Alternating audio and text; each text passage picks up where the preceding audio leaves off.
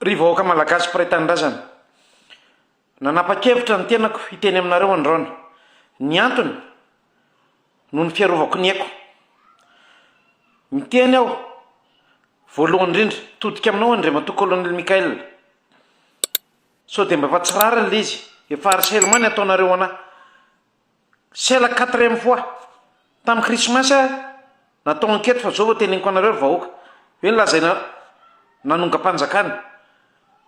2 semaines après lazaina fa miresaka amin'ny mponao politika. 2 semaines après tebahana fa lazaina fa nampiantso entreprise lehibe tony doléance. Zao ndray manamboninaitra général amin'ny gendarmerie no miteny amiko, rapa atsoy PRRM fa misamboriny alahy. Inona ho any antony mon général? Anonga-panjakana. Tsy haiko tsony le izy Andriamatoa filoha. Zao no izy ry vahoaka, ampanatretena lehibe ny lazako aminareo. Za dia mbola vonona nompo tanindrazana. No ny fiarovako ny aiko no natonga na nandao ny fianakaviako nanomboka afako maly. Laha tokana ny any ary za tsy anaiky noavinanoavina ny resaka kolikoly. Tsy anaiky noavinanoavina hiara-iasa amin'ny mafia. Nandao ny fianakaviako indray ny tenako fa ndroany zao. Tiako ny vadiko, arovako ny tanindrazako. Manambonary tsika sy anao mon colonel. Betsaka ny miteny amiko. Patrika, tsy Mikael io fa ny olona manodidina azy, saingy filoham-pirenena ianao. Ifimbe dehibe any teny ianao hatrany andapa.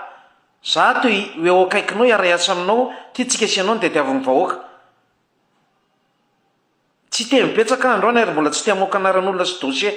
Fa miangavy anao Andriamatoa Colonel raisy ny andraikitrao. Jereo any izy, samy colonel tsika. Tsy tokony hifampatahotra. Samy nianatra tsika sy anao. Ary tsarovy ny teniko tamin'ny solanga voalohany ny aram-pinamana mifakahazo apo ary fimbetsaka ny tenenako anao zany. Fakahazo apo tsika sy anao ary mpivavaka nafantarako anao.